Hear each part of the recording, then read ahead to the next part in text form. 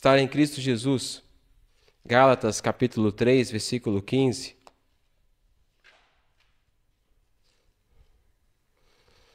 Depois da escola bíblica de hoje, eu fui me examinar. Não sei se os irmãos também foram se examinar. E aí eu me examinava, eu falei, E aí eu só tinha certeza, eu me alegro com a volta de Cristo. Eu me alegro em meu Senhor e Salvador Jesus Cristo. Eu sou grato pela sua salvação. Eu sou grato pela sua redenção. Eu sou grato pelo seu amor. Não sei você, mas enquanto cantávamos o hino antes da igreja cantando alegre, eu falei, meu nome vai ser chamado. O meu nome, eu vou estar subindo. Eu tenho fé nisso, creio nisso. Não há por que duvidar. Não sei se você, quando cantava, tinha essa certeza. Porque foi isso que me trouxe refrigério enquanto eu me examinava. Porque, de fato, somos falhos.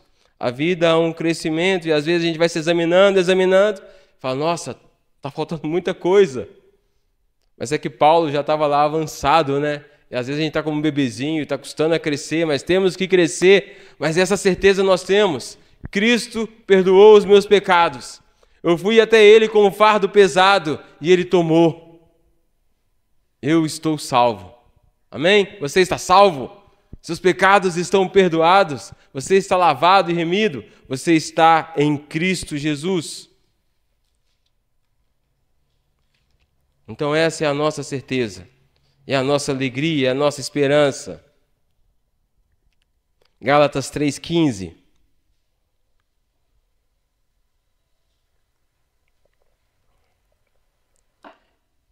Irmãos, falo como homem, ainda que uma aliança seja meramente humana, uma vez ratificada, ninguém a revoga ou lhe acrescenta alguma coisa. Ora, as promessas foram feitas a Abraão e ao seu descendente. Não diz e aos descendentes, como se falando de muitos, porém como de um só, e ao teu descendente, que é Cristo. E digo isto, uma aliança já anteriormente confirmada por Deus, a lei que veio 430 anos depois, não a pode abrogar, de forma que venha a desfazer a promessa. Porque se a herança provém de lei, já não decorre de promessa, mas foi pela promessa que Deus a concedeu gratuitamente a Abraão. Qual, pois, a razão de ser da lei? Foi adicionada por causa das transgressões, até que viesse o descendente, a quem se fez a promessa, e foi promulgada por meio de anjos, pela mão de um mediador. Ora, o mediador não é de um, mas Deus é um. É porventura a lei contrária às promessas de Deus? De modo nenhum. Porque se fosse promulgada uma lei que pudesse dar vida à justiça na verdade, seria procedente de lei. Mas a Escritura encerrou tudo sob o pecado, para que mediante a fé em Jesus Cristo fosse a promessa concedida aos que creem. Amém? Gálatas 3,15. Irmãos, humanamente falando, ninguém pode anular nem acrescentar algo a uma aliança humana que tenha sido ratificada, assim é nesse caso.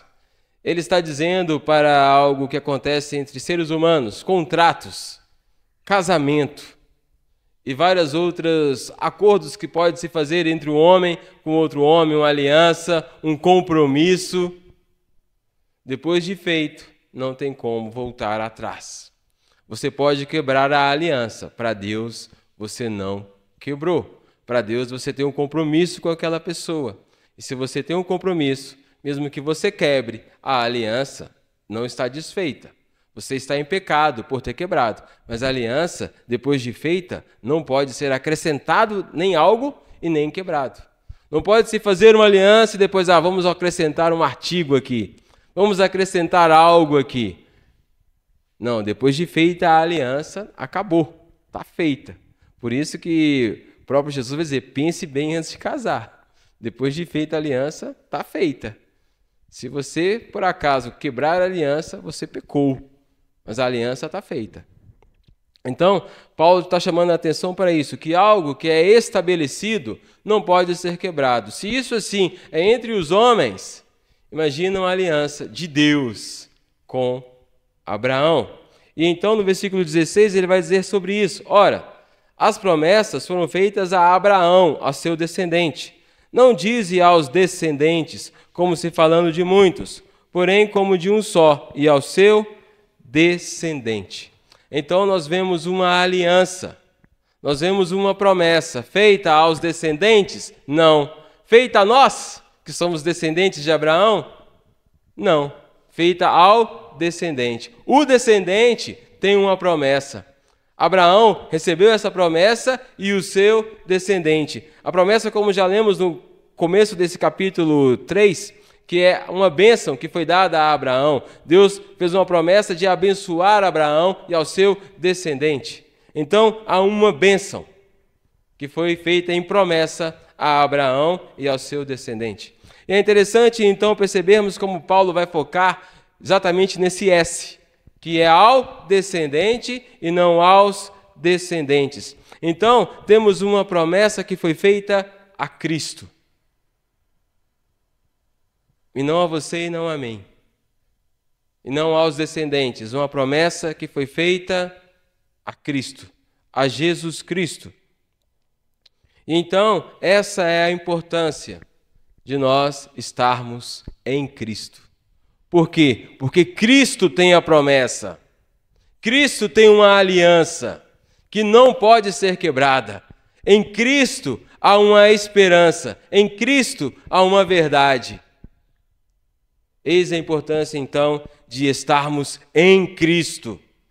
Porque Ele tem a promessa, Ele tem a bênção. E se você quer ser abençoado, se você quer ser mais do que vencedor, se você quer estar no céu com Cristo, com Deus, você precisa estar em Cristo. Porque fora de Cristo se perde. Pois então, em Cristo temos a redenção. Isso está em Romanos 3, 24. Em Cristo temos redenção. Então a redenção não é algo que é operado em mim, é algo que eu em Cristo recebo. Em Cristo eu sou rendido. Em Cristo eu obtenho a minha, então, rendição, a minha salvação. Em Cristo tem alguém que sofre a punição em meu lugar. Então é preciso estar em Cristo. Se você quer redenção, você não vai obter fora de Cristo. Então a redenção está em Cristo. Em Cristo estamos vivos para Deus. Quem não está em Cristo está morto para Deus. Somente em Cristo estamos vivos. Isso está em Romanos 6:11. Em Cristo estamos vivos para Deus. Então, se você quer que Deus te veja como alguém vivo, você precisa estar em Cristo, porque senão você está morto. Hoje é impressionante a quantidade de pessoas que falam: Deus seja louvado, Deus seja grato a Deus por isso, mas nem em Cristo estão. Se não estão em Cristo, eles estão agradecendo a Deus, não sei por quê.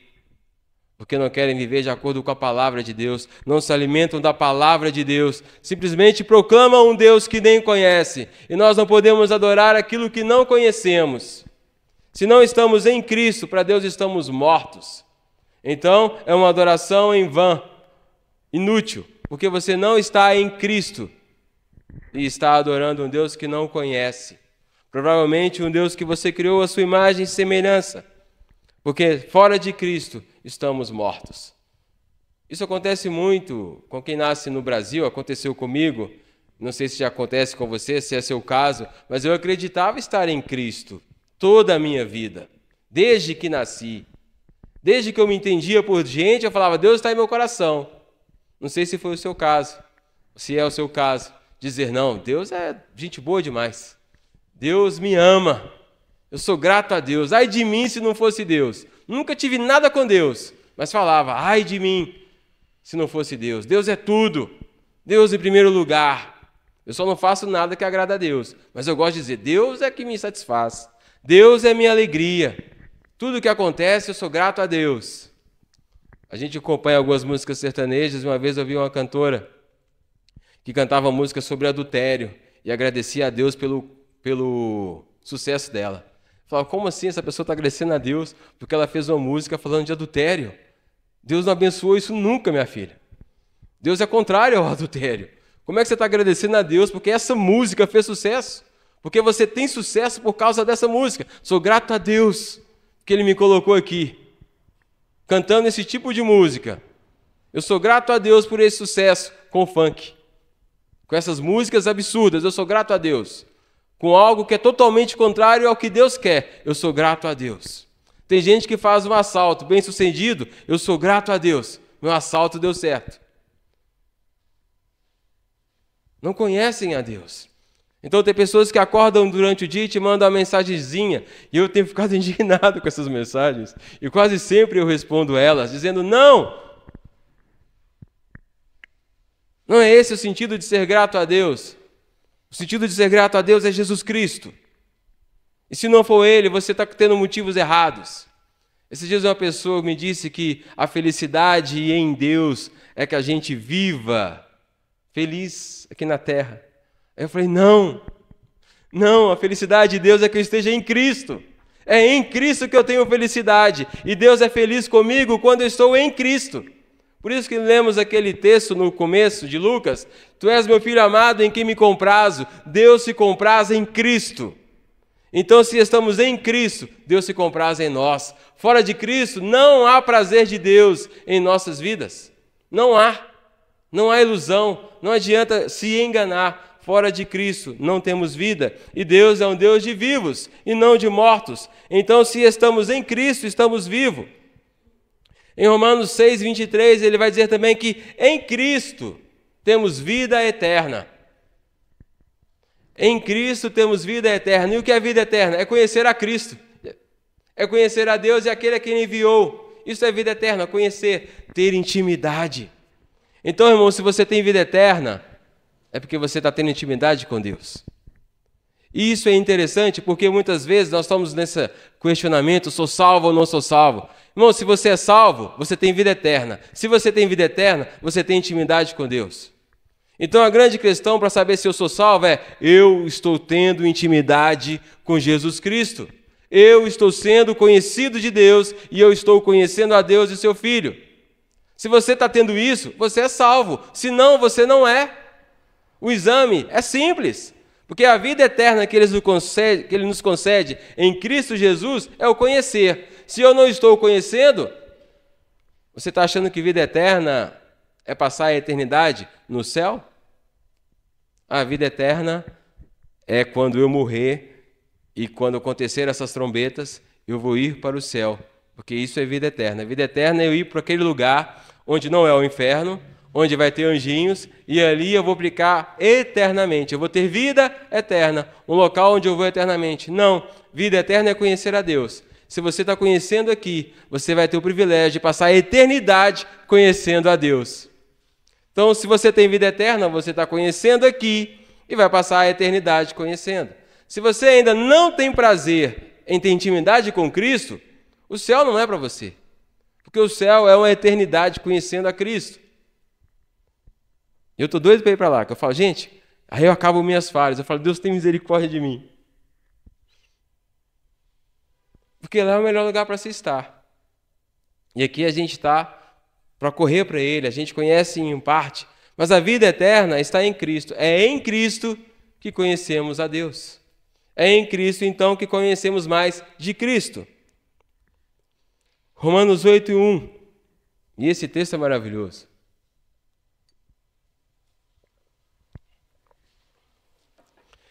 Quando se fala de salvação, é nesse texto que eu me apego. Quando me diz, Tiago, você vai ser condenado se você morrer agora, no dia do juízo, você vai para o inferno? Eu falo, não, por causa de Romanos 8:1. Aquele que está em Cristo, não há nenhuma condenação. Se você está em Cristo, não haverá sobre sua vida nenhuma condenação. Então, se estamos em Cristo, irmãos, não seremos condenados, porque em Cristo Jesus não há nenhuma condenação. Você tem essa alegria, essa certeza, que você não será condenado no dia do juízo? Então, Romanos 8:1, em Cristo não há nenhuma condenação. Romanos 8:39. Em Cristo temos o amor de Deus, que está em Cristo. É em Cristo que você vai ter o amor dele. Ah, Deus me ama. Se você estiver em Cristo. É em Cristo que temos o amor dele. E é em Cristo que somos amados. Em Cristo. E tem aquela canção, né? Ele me ama. Ele te ama se você estiver em Cristo. E é nele que somos amados. Então cantamos aquela canção que parte desse texto, quem nos separará? Nada vai te separar do amor de Deus se você estiver em Cristo. É em Cristo que nada nos separa do amor de Deus. Fora de Cristo, você está separado do amor de Deus. Então, esse Deus me ama é para quem está em Cristo. E Deus amou o mundo, como? Mostrando Cristo. Mas quem é amado por Deus? Quem está em Cristo. E quem está em Cristo? É a igreja. João 17. Pai, não rogo pelo mundo, mas por aqueles que me deste. Pai, não apenas por este, mas por todos aqueles que vierem a crer por meio da palavra. Então o mundo não vai estar no céu, a igreja vai estar. E a igreja é esta igreja? Não, a igreja a gente chama de igreja invisível. São todos os salvos de todos os tempos. Esta é a igreja que vai estar no céu. Então em Cristo temos o amor de Deus, e estar em Cristo é ser amado por Deus. 1 Coríntios 1:4. É em Cristo que recebemos graça. A graça que é tão maravilhosa, que nos salva, que nos dá a fé, que nos faz caminhar em novidade de vida. É em Cristo que alcançamos a graça. É em Cristo que recebemos graça. Você quer ter graça? Esteja em Cristo. É nele que somos agraciados. Em Cristo temos sabedoria, justiça, santificação e redenção. 1 Coríntios 1:30. Se você quer ter sabedoria, justiça, santificação e redenção, é em Cristo. É nele que você vai ter santificação. É nele que você vai ter redenção, como já falamos. É em Cristo que você vai ter justiça. Em Cristo, ele vai ser a sua justiça. 1 Coríntios 4:17. É em Cristo Jesus que geramos filhos na fé. É o que o apóstolo Paulo está dizendo. Então, se queremos ter filhos na fé, é em Cristo Jesus que nós vamos gerar esses filhos na fé. Você quer gerar filhos na fé? É em Jesus Cristo. E quase sempre nós tentamos gerar filhos na fé na força dos nossos braços. Às vezes a nossa sabedoria, às vezes, leia João 3 quando você chegar em casa, eu já fiz muito isso. E muitas das vezes não estamos gerando filhos na fé em Jesus Cristo. 1 Coríntios 15:22. Em Cristo somos vivificados. Hoje há um clamor em muitas igrejas por um avivamento, por um mover do Espírito Santo. Que nesta noite, por exemplo, nós aqui seria algo maravilhoso se o Espírito Santo viesse e nós então fôssemos comovidos e quebrantados pelos nossos pecados e totalmente convictos dos nossos pecados. E então, arrependimento, começássemos a orar e a clamar e a chorar e a mover, e aí ver pessoas chegando neste local, e aí a gente virar a noite orando, segunda-feira orando, terça-feira orando, e aquele mover, aquela presença. Há uns relatos de avivamento assim, e de fato, Deus é poderoso para fazer isso. Mas você pode ter um avivamento pessoal, estando em Cristo, tendo um compromisso com Cristo, andando pela fé em Cristo, se alimentando de Cristo. Você pode ser uma pessoa vivificada em Cristo, correndo para Cristo, se apegando a Cristo, e então tendo vida e sendo uma pessoa vivificada em Cristo. Na nossa semana de orações, quase sempre, ou quase toda semana, a gente canta aquele hino, vivifica, né? Porque ele tem um ritmo, né? Vivifica. Ele tem um ritmo assim, e ele é três linhas, só um verso. Mas ele está dizendo, olha, Deus vivifica, traz vida, porque parecemos que nesses dias estamos mortos, Mas se nós estivermos em Cristo, nós somos vivificados. 2 Coríntios 2,14. Em Cristo Jesus somos conduzidos em triunfo e manifestamos a fragrância do seu conhecimento. Se queremos ser vitoriosos, andar em triunfo, é em Cristo Jesus. É nele que somos mais do que vencedores. Então é em Cristo Jesus que nós vamos caminhando em triunfo, vencendo as dificuldades, vencendo o pecado, vencendo o mundo, estando em Cristo. E aí a gente vai manifestar a fragrância, o bom perfume do seu conhecimento. Vamos inalar aquele bom perfume, aquele cheiro agradável, de vida. Como? Estando em Cristo. 2 Coríntios 5,17 é algo que Paulo vai dizer que é o que de fato importa. E ele vai dizer que em Cristo somos novas criaturas. A W. Tozer vai dizer que o crente verdadeiro é a coisa mais esquisita na face da terra. Se você conhecer um crente de verdade, você vai conhecer um cara esquisito, estranho, porque ele está indo na contramão do sistema. Porque quando o mundo está fazendo assim, ele está dizendo não. É esquisito. Quando os jovens estão falando, a gente vive assim, o cristão fala, não, eu vivo assim. Então, estar em Cristo é ser nova criatura. Então, se você é nova criatura, você com certeza é uma pessoa estranha, esquisita. Porque você não se envolve com as coisas do mundo mais. Quando eles falam vão, você fala não vou. Por quê? É pecado. Ai, como assim? É pecado, não vou. Eu vou fazer isso. Hã? Você vai fazer isso? É. Porque Deus pede para mim ser assim. Eu sou nova criatura. Meus padrões mudaram. Minha vida mudou. Meus desejos mudaram.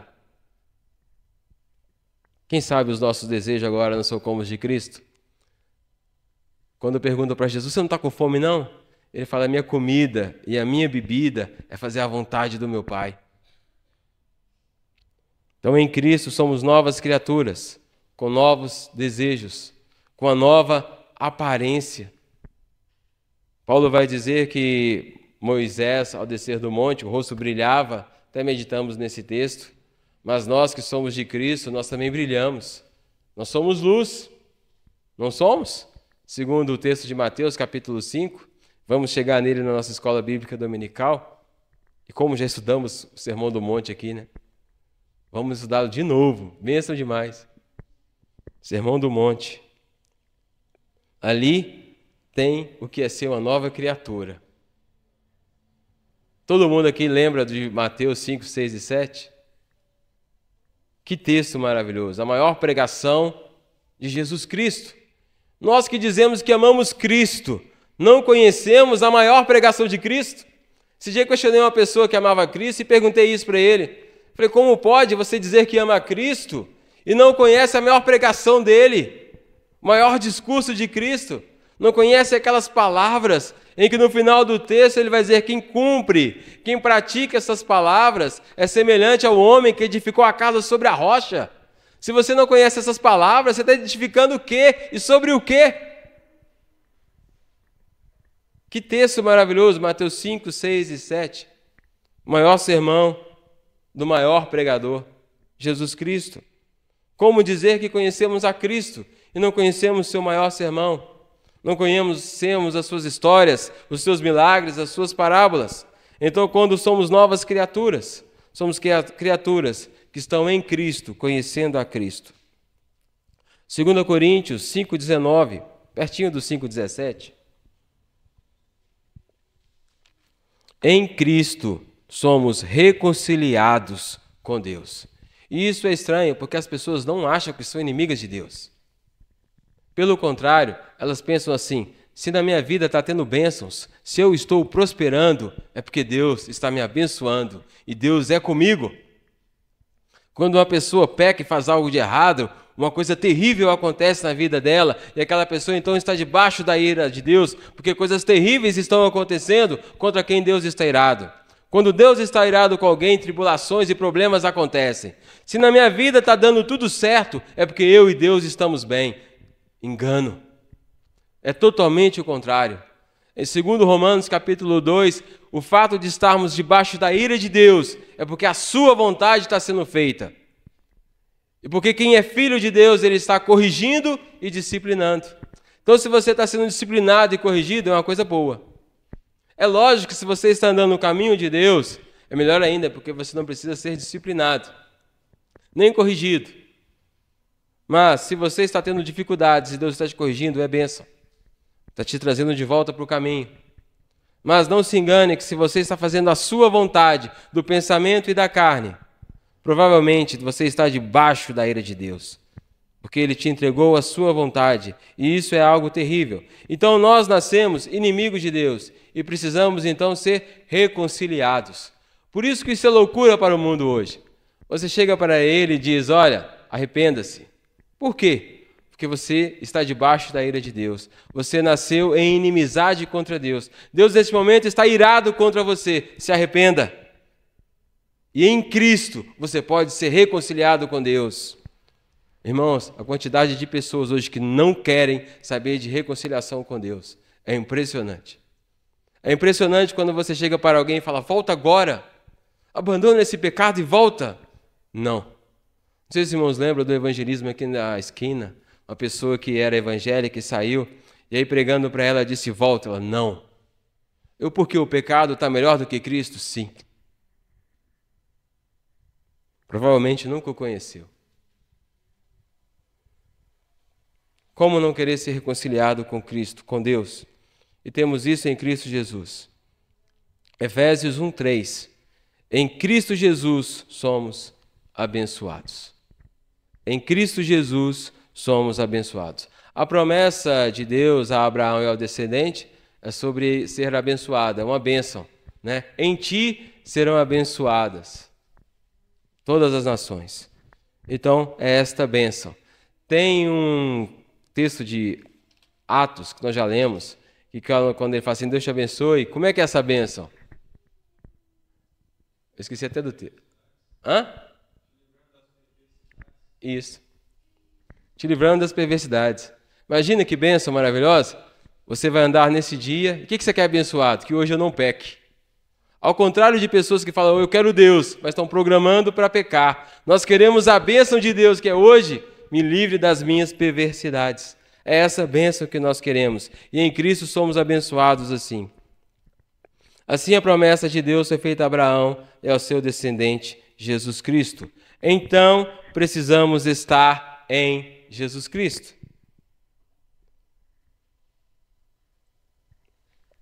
E agora vem a coisa mais importante do texto, né? Ou da pregação. Porque se foi dito tanto para estar em Cristo, estar em Cristo, estar em Cristo, talvez venha a pergunta, como? O que eu tenho que fazer para estar em Cristo? Já sabem? O que fazer? Já que é tão importante estar em Cristo, o que eu devo fazer para estar em Cristo? Gálatas 3:26. É o próprio texto que estamos lendo.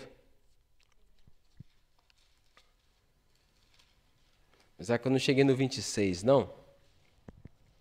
Deve ficar para a semana que vem. Mas Gálatas 3:26. Pois todos vós sois filhos de Deus mediante a fé em Jesus Cristo. É pela fé que estamos em Cristo Jesus. Pela graça sois salvos mediante a fé. Isso não vem de vós, é dom de Deus, não de obras, para que nem se glorie. É pela fé. Nós somos enxertados na oliveira verdadeira pela fé. É fé, não por obras. Com fé. Você tem fé que está em Cristo? Você está em Cristo. É fé. Não é pensamento positivo. Não é, eu tenho fé. A fé opera através da obediência. A fé opera através do, como meditamos semana passada, sai da tua tenda, do meio da tua parentela, para o lugar que eu te mostrarei. A fé está ligada exatamente nisto, em saber que Jesus Cristo é Deus e que Ele é uma oliveira, e eu creio então em tudo que Ele é em Deus. Então, pela fé, eu creio, eu tenho a certeza, como vai dizer Hebreus, né? Fé é a certeza. Então, eu tenho uma total certeza de que em Cristo todas essas coisas são fatos e realidades. Então, agora, pela fé, eu vivo por ela. E então, agora eu estou em Cristo.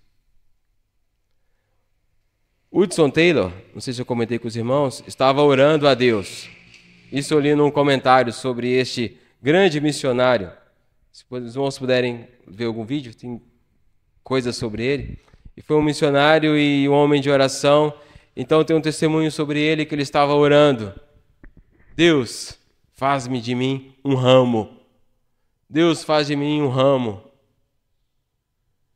E então ele leu que todos aqueles que têm fé em Cristo são ramos. E então, a partir daquele momento, ele teve a sua visão e seu entendimento transformado. Ele acreditou que estava em Cristo. Ele acreditou que agora era nova criatura. Ao acreditar, ele vivia como nova criatura. Tem um pastor que vai dizer sobre santidade exatamente isso. Enquanto você quer ser santo, você vai ter dificuldade em ser santo. Mas quando você tem fé e crê que você é santo, você age como santo. É a fé, crendo que você é moldado a ser aquilo que você é. Por exemplo, se você tem fé que Jesus Cristo está em você, que você é templo do Espírito Santo, você vai medir bem as coisas que você faz com o seu corpo, porque você tem fé que o seu corpo é o templo do Espírito Santo. Então é pela fé que nós vamos vivendo, e aí as nossas atitudes vão sendo transformadas. Porque a partir do momento que eu creio que eu sou, e eu sou é Deus, né? Mas a partir do momento que eu tenho fé, que eu estou ligado, tudo se transforma. A minha maneira de ver se transforma. É a ideia, por exemplo, que nós temos de Deus onipresente, onipotente, onisciente. Quanto mais tivermos fé que Deus é onipresente, mais a gente vai andar em temor, tremor e vigilância. Mais a gente vai ter cuidado com o que os nossos olhos veem, com o que as nossas mãos fazem, com o que a nossa boca fala, porque a gente sabe, opa, eu estou em Deus, e Deus está vendo tudo. Então, quanto mais conhecimento de quem Deus é, mais nós somos transformados. Se temos fé em quem Deus é. Porque o que nos impede de estar em Cristo é a incredulidade. Quando a gente para de acreditar, a gente para de agir como? Por exemplo, se eu não creio que eu sou nova criatura, eu não vou agir como nova criatura. Se eu não creio que eu sou santo, eu não vou agir como uma pessoa santa. Se eu não creio que eu estou em Cristo, eu não vou agir como um cristão autêntico. Então é pela fé, é crendo. E então quando você crê, e sua fé for viva, você vai agir conforme a sua fé.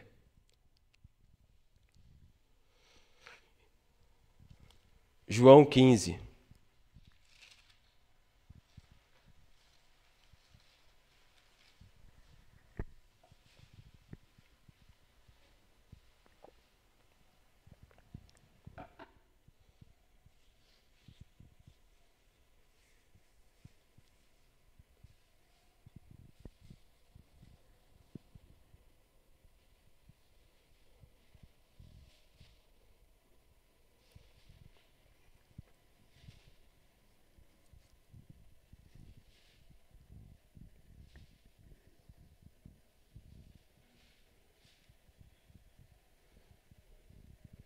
Eu sou a videira verdadeira, e meu Pai é o agricultor. Todo ramo que, estando em mim, não der fruto, ele o corta, e todo o que dá fruto, limpa, para que produza mais fruto ainda. Vós já estáis limpos pela palavra que vos tenho falado. Permanecei em mim, e eu permanecerei em vós. Como não pode o ramo produzir fruto de si mesmo, se não permanecer na videira? Assim nem vós o podeis dar, se não permanecerdes em mim. Eu sou a videira, vós os ramos. Quem permanece em mim e eu nele, esse dá muito fruto, porque sem mim nada podeis fazer.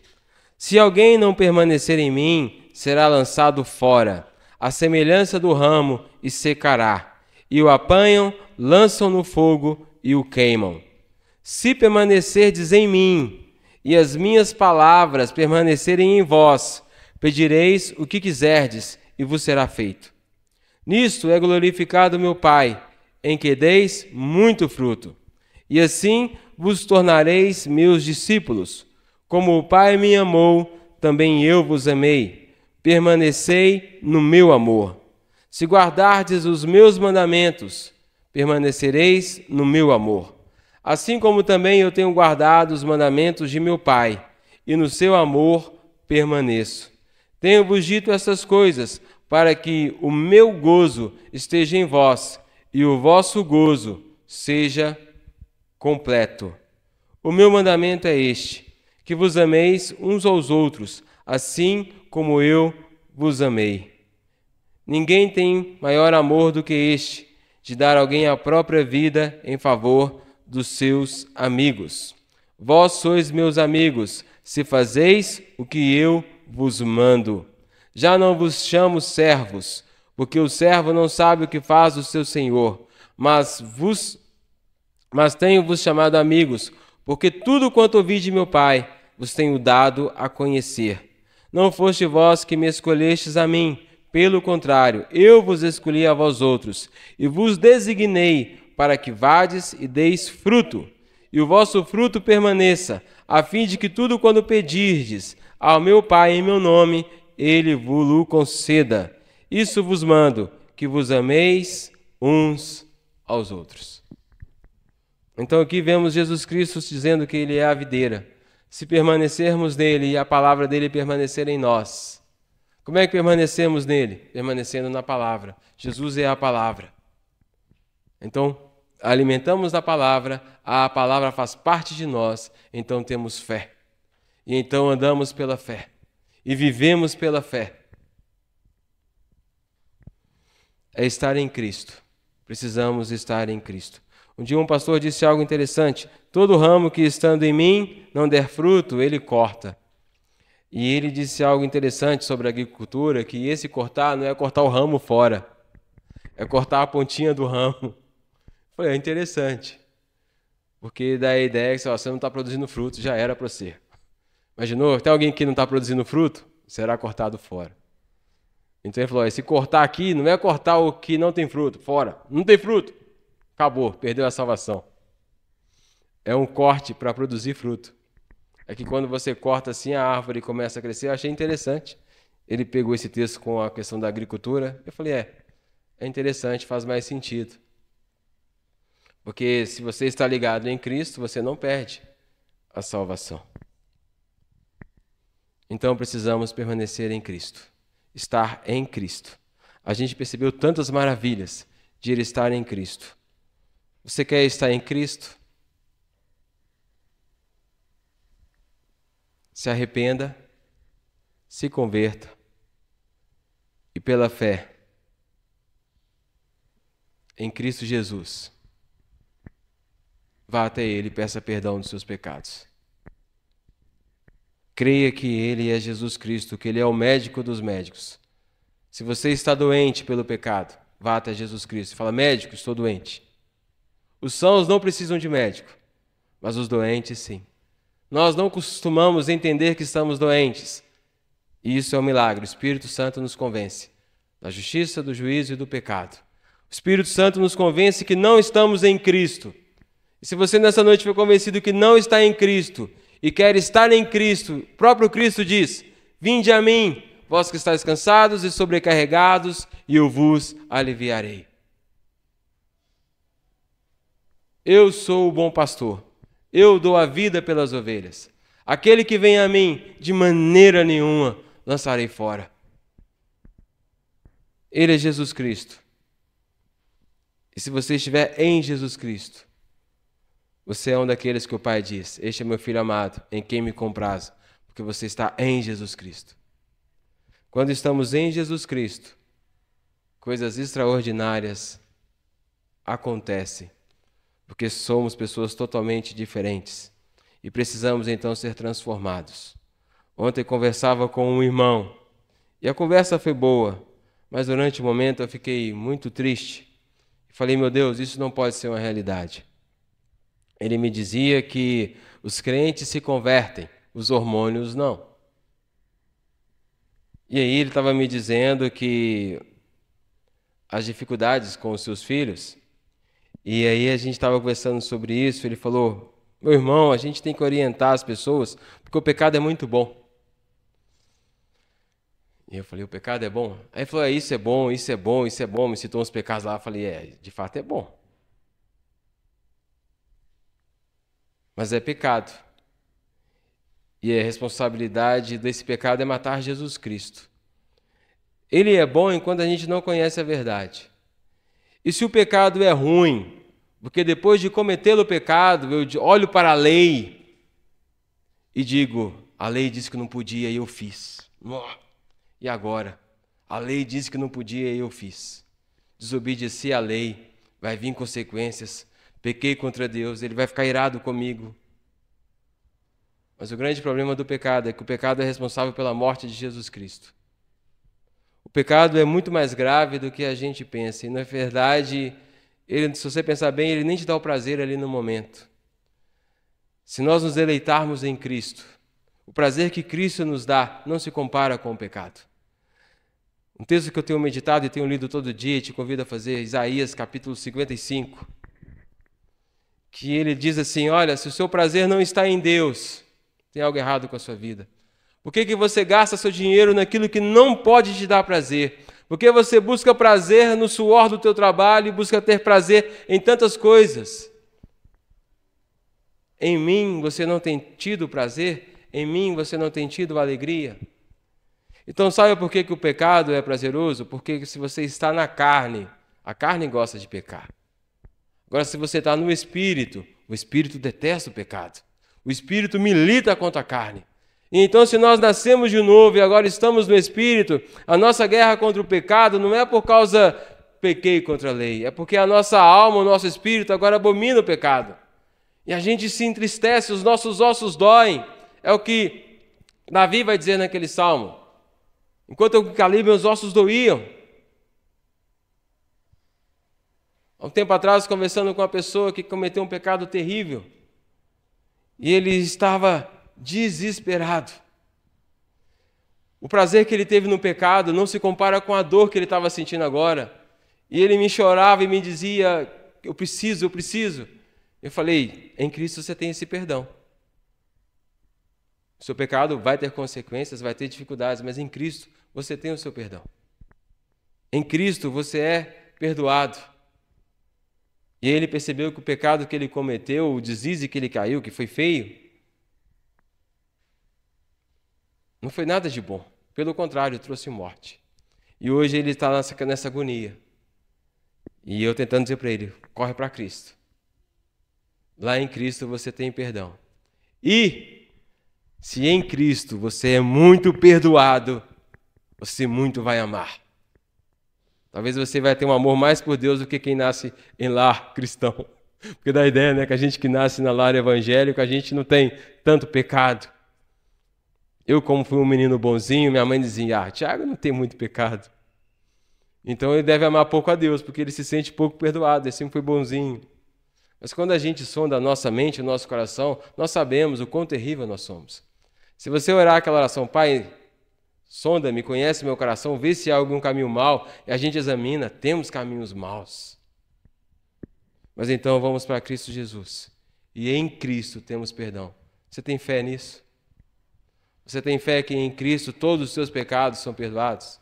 Você tem fé que Ele pode te deixar mais salvo que a neve? A fé é um dom de Deus.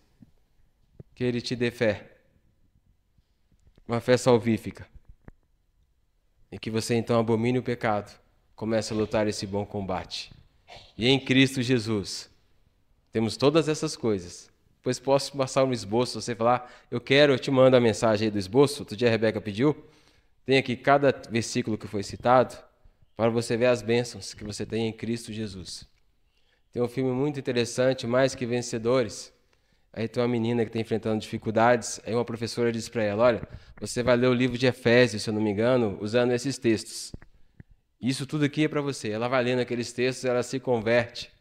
Então tem uma cena muito impactante, que ela chega numa aula de teatro, e ela chega para o professor dela de atletismo e fala, em Jesus eu tenho isso, agora em Jesus eu sou amada, em Jesus eu sou aquilo, em Jesus eu sou aquilo outro, em Jesus. Chama Mais que Vencedoras o filme. E essa cena do filme é impactante. Tanto que está na aula de teatro, o professor de teatro vira para as pessoas que estão fazendo o teste, tá vendo? Vocês têm que atuar como essa menina. Mas ela não estava atuando. Ela estava falando para o professor dela, eu agora sou de Jesus.